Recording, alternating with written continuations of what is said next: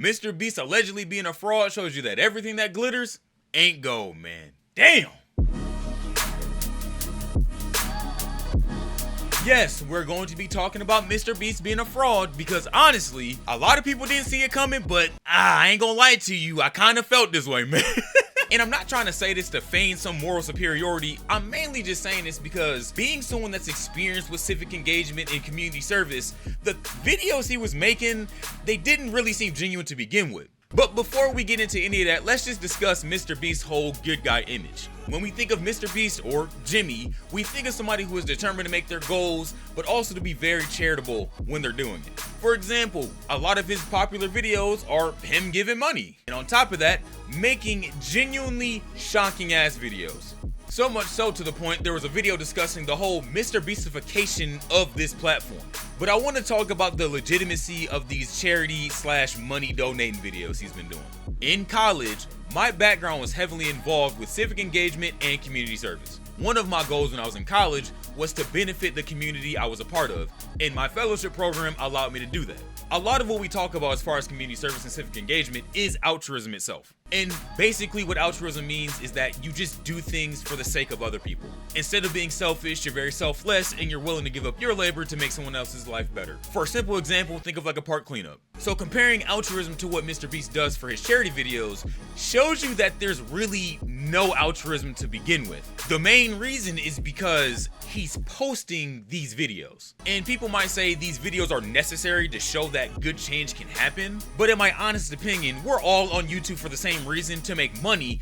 And these videos do bring him money. And these videos shows that even if it is a charitable act, like a very good class act, he's still profiting off of it, which means that it's not true altruism. Because of this perception, he also gains the social capital of being an altruistic person because that's what people see on the internet. And so now I want to ask the question of, really, why is he posting these videos? I've already discussed it before, he's making a profit off of it, and I kind of touched on it with social capital, but really speaking on social capital, look at the waves that Mr. Beast has made, bro. Mr. Beast has over 307 million subscribers, and up until that point, the majority of the people that bought into Mr. Beast thought this was all genuine good guy stuff. And Mr. Beast having 300 million subscribers, he has a lot of opportunities to wager this influence in a lot of ways. For example, if he did some real shicey stuff in the back end, which we will talk about, him having the ability to have plausible deniability allows people who have the cognitive dissonance about if they like Mr. Beast or not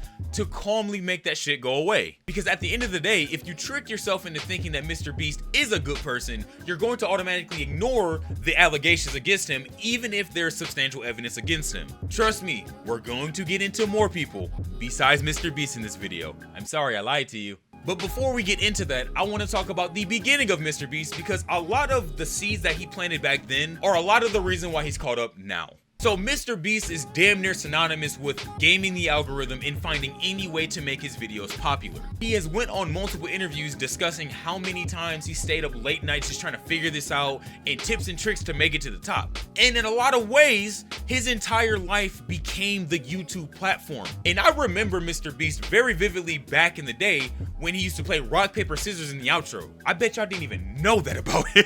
I bet you didn't also know a lot of the videos that he did were very gimmicky to begin with. Like for example, some of his most gimmicky videos was him counting to really big ass numbers. These videos were just wild enough to go viral, and there had to be some element of actual profitability from this. Because of how much he studied YouTube, I'm not surprised that something like this would launch him into virality. Now that we kind of have an idea of the beginning of Mr. Beast, we can now see how these allegations kind of paint the good guy image in a really bad light now.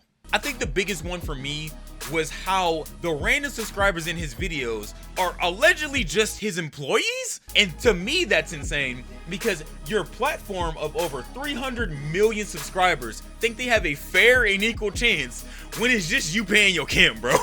And the video I'm referencing from is Dogpack 404's video. He basically drops the bomb that in a lot of his giveaways on his live streams, the fans didn't actually receive the things that he promised. And in a lot of ways, the things that Mr. Beast was doing on these live streams was considered an illegal giveaway. Once again, illegal, like against the fucking law. And I can guarantee this because this is all conjecture, to be honest with you. There were people that defended Mr. Beast out of the woodwork because of the social capital of being a good guy he's earned. Instead of actually ingesting this information, they more than likely said, it's gotta be fake. Mr. Beast unblinded people. Mr. Beast planted 25,000 trees. He can never do something like this. He's a good person. And my hypothesized defense of Mr. Beast didn't come from nowhere, bro. I'm only hypothesizing this because other YouTubers of Mr. Beast's stature was defended very closely too. The first one, because this one is genuinely disheartening, is Cody Ko. Cody Ko allegedly, because I do not want to get sued, Tana Mojo. And the mechanism that Cody Ko fans were using was the perfect victim complex on Tana Mojo. Tana Mojo does not have a good past, arguably a very bad past, honestly. But just because she has a flawed past does not mean she needs to be abused and traumatized. That's just no.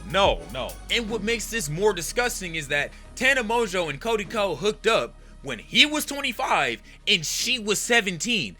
That's fucking disgusting no matter what the fuck you say. Especially when this story was corroborated by a third party in Gabby Hanna saying that she warned him that she was underage. And if you're a fan of him, I don't know how the fuck you are, because you know what the fuck that sounds like. I'm not gonna say it because the damn algorithm, but you know what that is. And people are invalidating a victim because of her past. Are you fucking kidding me? Really? But the defense of Cody Ko shows this whole boys club thing. And he's not the only one either. Let's talk about PewDiePie. Holy shit. And I want to be real fucking candid when I say this. I don't know how he had a career after the bridge moment. You know exactly what bridge moment I'm talking about too. I ain't gonna lie to you, I was watching a little bit of PewDiePie back then, but when that bridge moment happened, I shit you not, I did not watch another fucking video. After that point, PewDiePie became irredeemable to me. And the main reason being is because that word should not just be in your vernacular when you're angry. Your emotional state should not be an excuse to be racist. But what made it even worse was the whole anti-Semitism moment. And I'm pretty sure I don't have to tell you what he did. Better yet, I'll just show you. Yeah, y'all remember that? Because that was fucking awful. And there were a lot of apologists of this behavior, showing that they were willing to live with the cognitive dissonance, saying that, oh, it's just jokes, man, you're just a sensitive leftist snowflake. When in reality, these are just real fucking problems. And even if you want to say it as a mistake, he is a grown-ass man. He should have known better. Especially when your audience is American. How the fuck did you not think this was a bad thing? How didn't you know better? How didn't the circles that you involved yourself in at least enlighten you a little bit?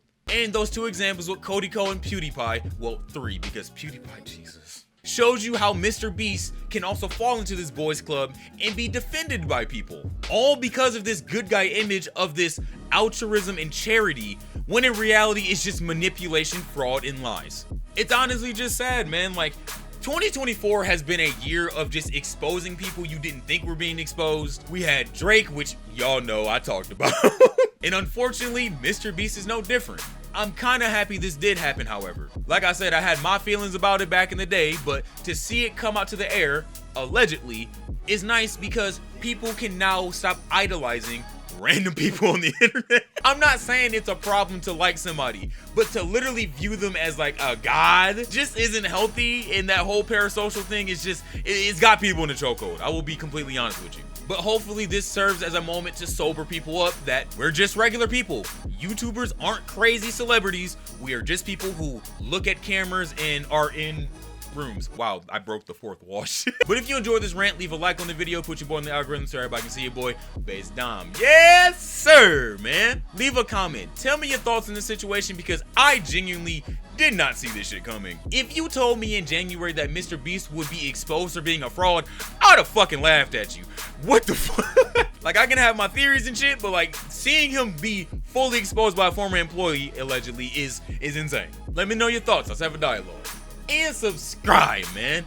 The 3 band lane is just so crazy, and I'm just so thankful for y'all, man. I say it all the time, but I really don't get tired of it, and I really hope y'all don't. But all the likes, the comments, the shares, it makes my heart warm to know that I have such a great community in y'all. I appreciate my subscribers, both old and new, because y'all make my dreams of being a content creator realer and realer every day. And I love y'all, man. Yes, sir. If you want to follow my Instagram, that's down in the description. If you want to join my public Discord, that is down in the description as well. Yeah, man. It's been BasedDom, people. Deuces.